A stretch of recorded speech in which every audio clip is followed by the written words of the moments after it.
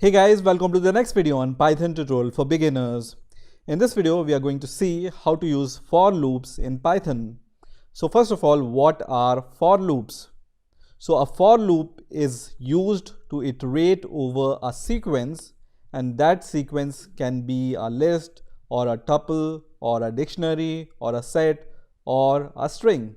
So for that, I'm going to declare some variables, and the first variable is A, which is a list. Second variable is B, which is a tuple. Third is C, which is a set. Fourth is a string. And fifth variable is E, which is a dictionary. Now, before seeing the syntax of for loop, I'm going to show you how to use in operator in Python because it's used in for loop. So I'm going to first of all use print, and then I'm going to use 0 and then use in operator, and then I'm going to use this first variable, which is A, which is a list, right? And let's see what happens when I try to run this code. So it prints true. So in operator will give you true or false depending upon whether this value is present in your sequence or not. So for example, when I write 100 here, which is not present in the list, it's going to return us false. So this you can use with the tuple also. Let me just use it with tuple, and let's use 1 here, and I'm going to run the program, and it prints true once again.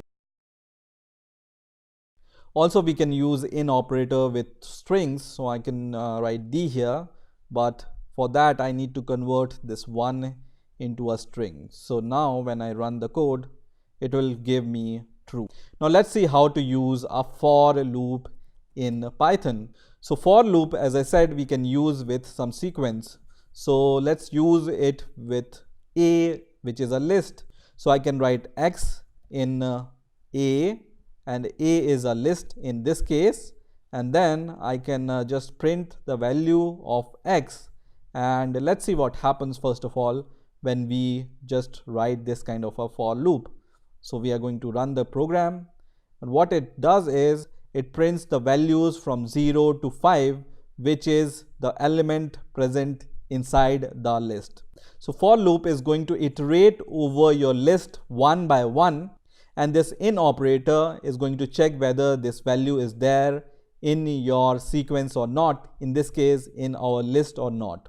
So first of all, when for loop start, it will transfer the first value, which is 0, into X, and then it checks whether X is in this list A or not, and then it's going to print the value of X, which is 0. And once again, program sequence goes here, and once again the next value is transferred to X, which is 1, and once again this condition is validated if 1 is in this list A or not, and then the value of X is printed, which is 1. And this iteration goes on and on until 5 is reached, which is the last value in the list.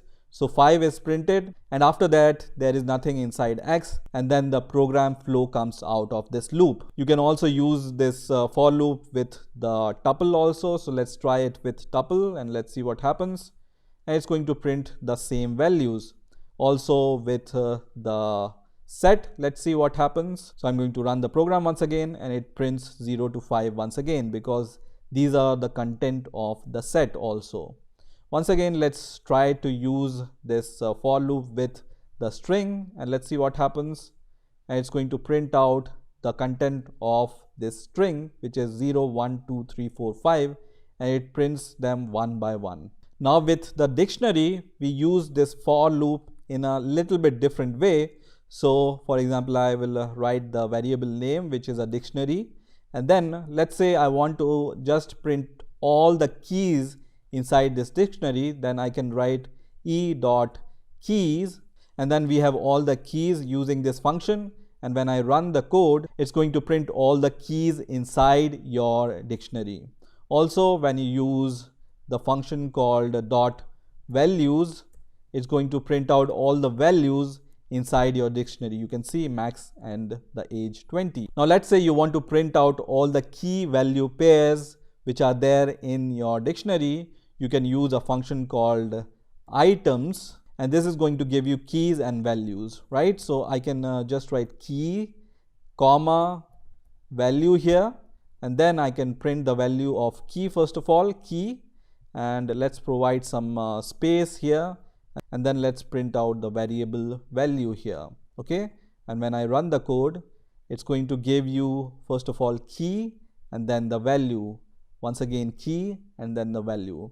So in order to print out the keys and values from a dictionary, you can use this kind of notation. Now you can also use a function called range. So let me show you how to use this function, which is range, which returns us the values starting from 0. So there is a function called range here, and in here you can provide a number, and this range is going to return the number starting from 0 to 5. So whatever number you write here, the range will be returned from 0 until that number except whatever number you write here. Okay, so let me just try to print out the values which is there in the X, and when I try to print this, it's going to return me from 0 to 5. And you can see here 6 is not printed because the range will give us the value except that value which you write here. You can also provide the start value here. So let's say I want to start from 2 and I want to go until 5.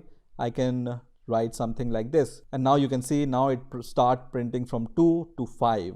Also you can give a third parameter here, which is a step parameter. So I can give 3 here, for example, and let's say I want to write 30 here, and let's run the code. And now what is going to return is it starts from 2 because we have given the start value 2 here, and it's going to go until 29 because we have given 30 value here, right? And this is the step. So every third value will be printed after 2 here. So 5 will be printed, then 8, then 11, 14, 17, 20, 23, 26 and 29. Every third value, right? If you write here 2, then we will increment in the step of 2. So this is how you can use range function with your for loop.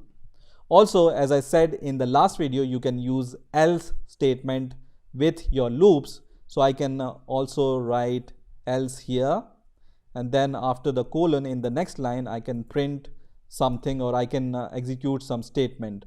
So for now I will just print finished, and then I'm going to run the code, and once the loop is finished, you can see this else statement is executed, which prints finished. So else statement will be executed once your for loop is finished. So in this way you can use for loops in Python. I hope you have enjoyed this video, and I will see you in the next video.